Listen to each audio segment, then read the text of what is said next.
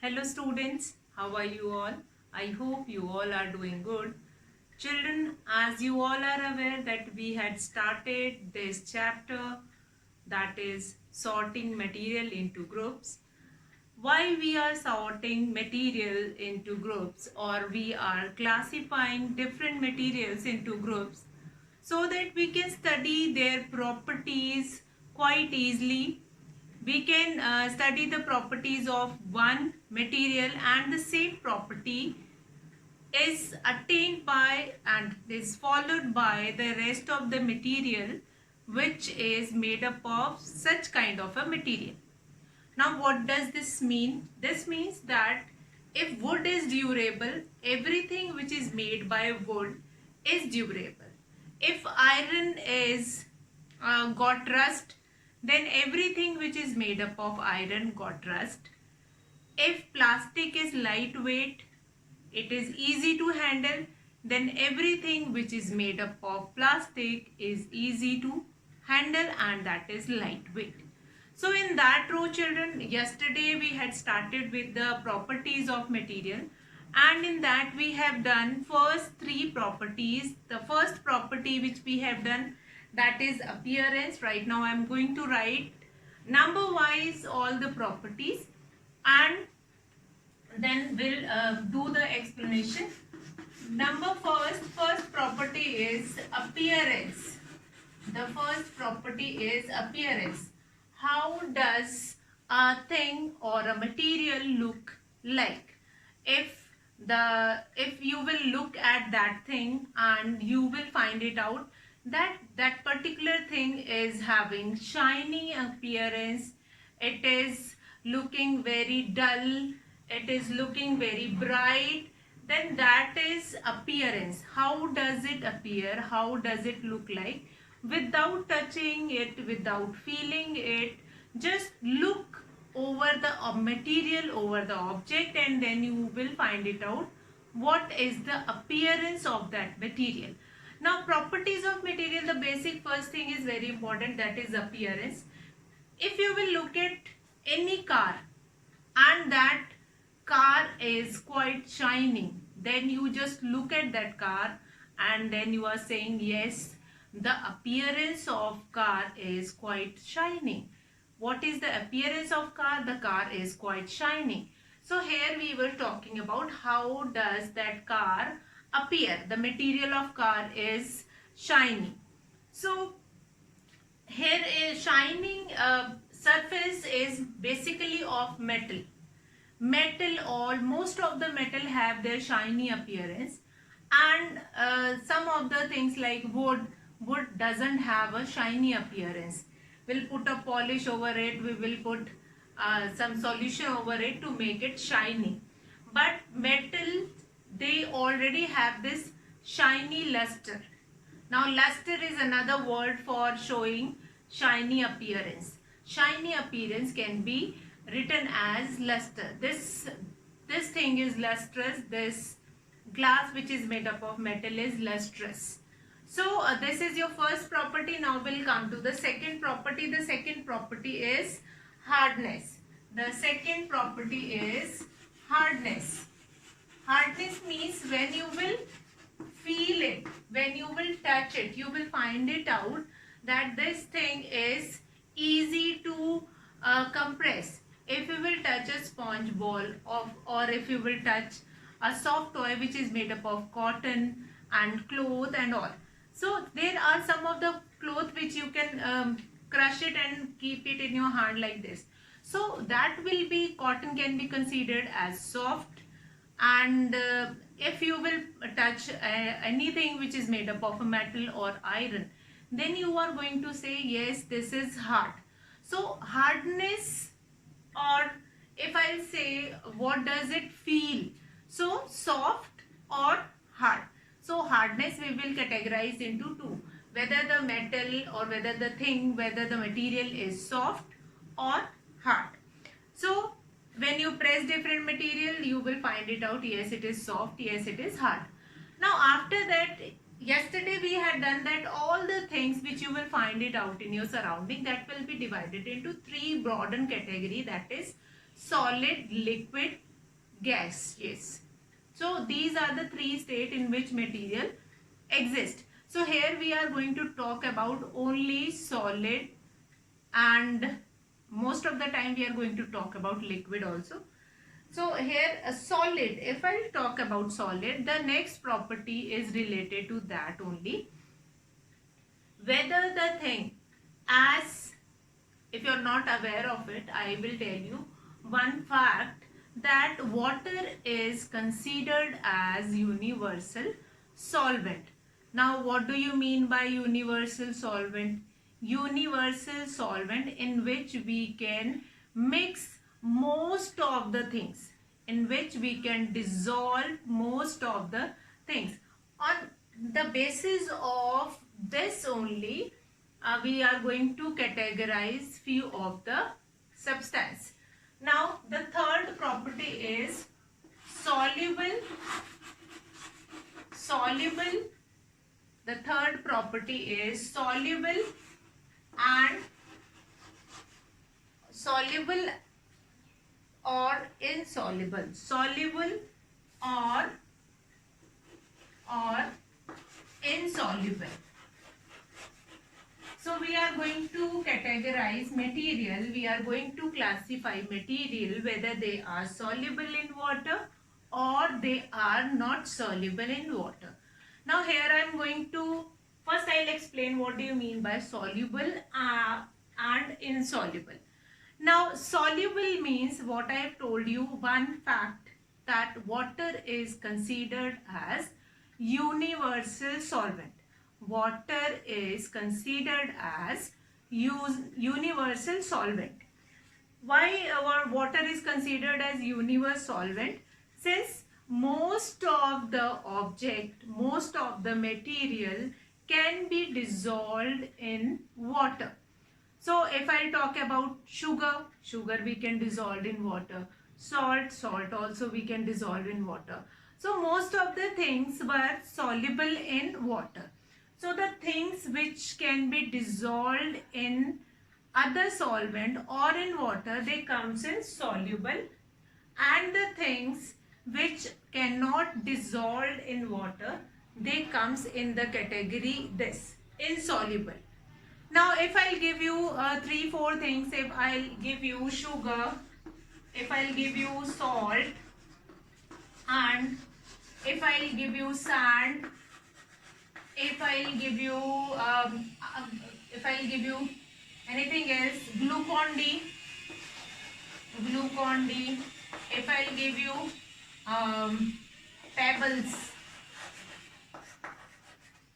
So now if I'll ask from you that categorize all these things on the basis of soluble or insoluble.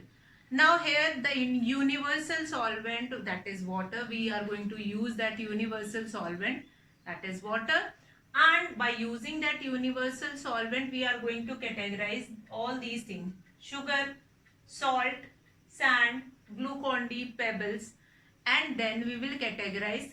Sugar we will dissolve in water, and then we will find it out, yes, after some time, that sugar is disappear from water. So we'll write sugar in the category of soluble. Then we'll come to salt. Yes, we will find it out that salt is also dissolvable in water and it comes in the category of soluble. Now we will dissolve sand. Sand, we will find it out that some dust particle is lying in the water. So we will get sand in this category, that is insoluble. Sand is insoluble in water. Then come to next, that is glucon-D. Glucon-D is dissolved in water, completely disappearing in the water. So it comes in the category of soluble. So soluble means if anything is dissolved in the water and completely disappear. So they comes in the category of soluble. Now we'll come to pebbles. Pebbles, small stones which cannot be dissolved in the water, so it will come in the category of insoluble. So that is your third property, and in your book you will find one activity also, activity 4, that collect some samples. That only this activity only given in your book. And you have to dissolve those things in that salt, sugar, sand, chalk powder, sawdust, all these things will be there. And most of these things you will find it at your home. Collect it and start dissolving it, and after that you will find it out whether the thing is dissolved in the water, then it will come in the category of soluble or insoluble. So understand this soluble and or insoluble once again. After that we will move to the next category. Now we were doing properties of material, which will help us to study material. Now soluble is yet another property. Soluble means if a thing is dissolvable in water. Since water is considered as universal solvent, most of the substance dissolved in water. So here we are taking water as a universal solvent, and here we have a collection of some things, few samples we have collected, and we will dissolve that sample in the water. If that thing is dissolved in the water, then we will say yes, it is dissolvable in water. So that is comes in the category of soluble. And if that particular thing does not dissolve in the water, then will come in this category, that object will come or that material will come in this category, that is insoluble in the water. So soluble or insoluble is yet another activity. In your book you will find this same activity, and do it and then you will find it out. So we'll write that the substance which completely dissolved in the water disappear in the water, they are soluble in water, and the substance which is not complete dissolved disappeared in the water, they come even if we stir it many times, then also they does not disappear in the water. So they comes in the category of insoluble. And in this property, water plays an important role. Water plays an important role in this activity. Now, in this property, fine. Now, yet another activity, will find it out that what all things can be dissolved in the water. Insoluble or insoluble, here we have collected sample of solid material all. Now we'll come to liquid material. Now this solubility we will check with liquid material also. Now we will collect the second sample of lemon juice, oil, and then what else we can take it? We can take it mustard oil, coconut oil, kerosene oil, or anything. Vinegar also we can take it. We can take it vinegar also.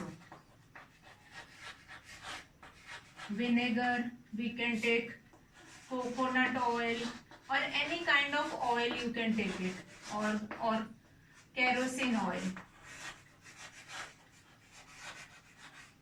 Okay, kerosene oil. Now, the same solubility we have to check whether in the case of liquid, as I told you that material exists in three states: solid, liquid and gaseous, and the same we are going to find it out with these properties, that some of the solid substance are soluble in water, they comes in the category of soluble, and some of the solid substance which are not soluble in the water, they comes in the category of insoluble. The same we are going to see in a case of liquid also. Now we have taken these example: lemon juice, oil, vinegar, coconut oil, kerosene oil. Now here you can take mustard oil also. Mustard oil, generally your cooking oil which is used at your home. Now what you are going to find it out, whether these liquids are dissolvable or they are disappearing in the water or not. So what I'll do it, that again in 2 beaker I will take water, and in that water we are going to mix lemon juice. In one we are going to mix lemon juice, another we are going to mix oil. So you can see this activity, that is your activity 5 in your book. You just find it out that in that one glass you will put 1 spoon lemon juice. 1 spoon lemon juice you will put it into it, and then you will stir it, and then you find it out after some time. You won't be able to find it out that where is the lemon juice. It disappear into water. So we'll say that lemon juice is soluble in water. What you have to do it, you have to take 1 glass of water, and in that you will put 1 spoon of lemon juice. First we will do this activity with this lemon juice and oil.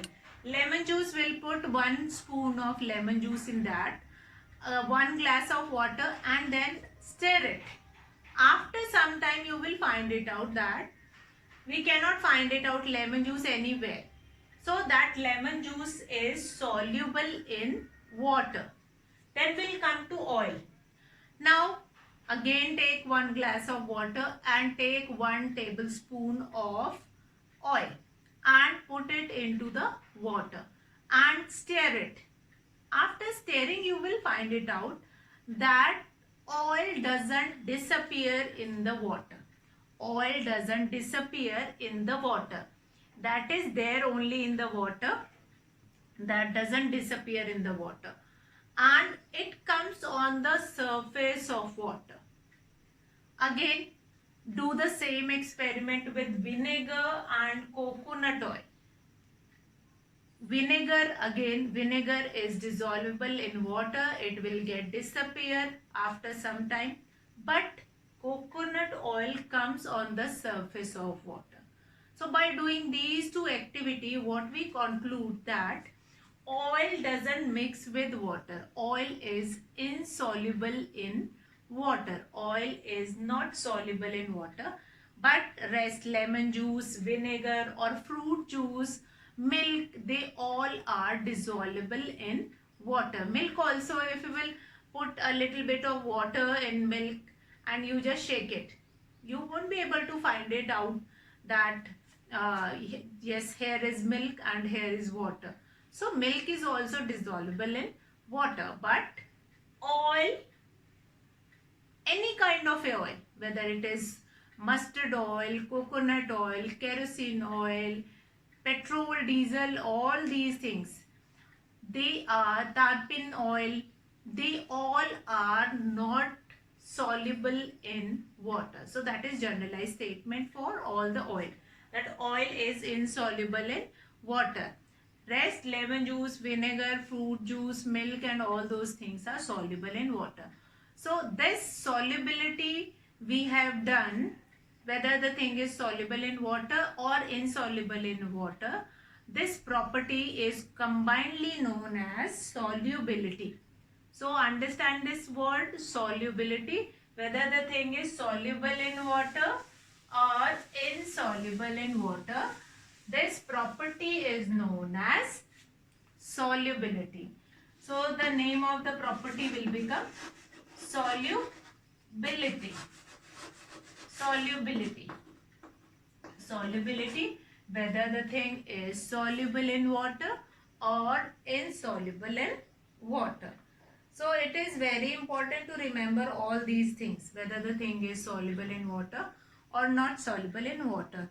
So I am taking many more examples, and that activity or examples will help you to understand whether that thing is that thing is soluble in water or not soluble in water. Let's come to the next property of material. Now the next property is quite interesting. Now if I'll take 1 glass of water, I'll find it out. I find it out that if I'll put some of the things in that glass of water, few things like iron nail, if I'll put iron nail in that will goes in the bottom. Along with that, if I'll put some cotton in that, you will find it out that cotton will float on the surface. Why it happens so? That is again one more property, that is floating or sinking in the water. So here you will notice in your book you will be having object may float or sink in water. That is another property, that some of the object which float or sink in the water. There are few of the object which float, some of the object which float on the water. So floating, a few of the object which are floating on the water, they will come in one category, and the thing which does not float on the water, that comes in another category. So that we will do, and then we will learn. Now, very important property is the next, that is fourth, that is transparency. Fourth property is transparency. Now here I will explain 2-3 new words, that is transparency. The fourth property is transparency. Now in this you have to understand not only transparency,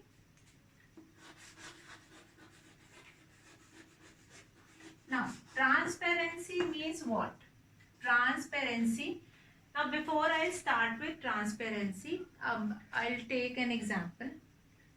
If I have a cloth, if I have a cloth, this cloth, such kind of a cloth, and if I want to see in between this cloth, can I see in between this cloth? Or if I'll having this diary, can I see in between the diary? No, I cannot see through the diary. But there are few things like this bottle. In this bottle you can see how much liquid is filled. In this you can see how much liquid is filled. Why it happens? So that there are few things through which we cannot see, and through which we can see clearly, and we can find it out that yes, how much water is or how much thing is there in that particular bottle and all.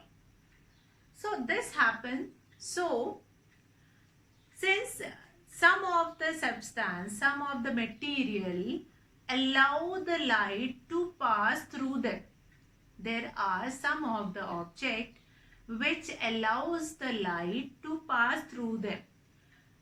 The object which allows the light to pass through them, we can see through them. The object like glass pane at your home, windows will be there, glass pane. Through the glass pane you can see outside. But through the door, can you see outside? No. Since glass allows the light to pass through it, that's why we can see through glass.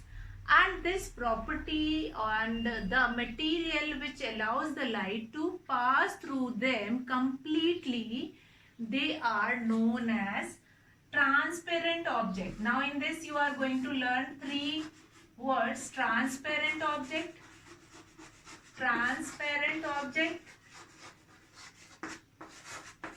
the object which allows the light to pass through them completely. For example, plastic sheet, glass pane, and plastic utensil, that is transparent plastic utensils. So all these things allows the light to pass through them completely. So they are known as transparent object. And the object which allows the light to pass through them completely, those object only you can see. With through those object only you can see. Now the second is opaque object. Opaque object.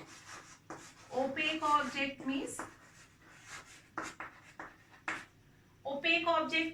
the substance or the material which does not allow the light to pass through them. Which does not allow the light to pass through them. If you want to see anything through your book, through your notebook, can you see on the other side? No, it is not possible. since they considered as an opaque object which does not allow the light to pass through them. Fine. So transparent object, the object or material which allows the light to pass through them completely, they are known as transparent object. And the object which does not allow the light to pass through them, they are known as opaque object. Now there are some of the object which lies in between transparent and opaque. They are known as translucent object. Translucent object. Now translucent object means what? It means that they allows the light to pass through them partially.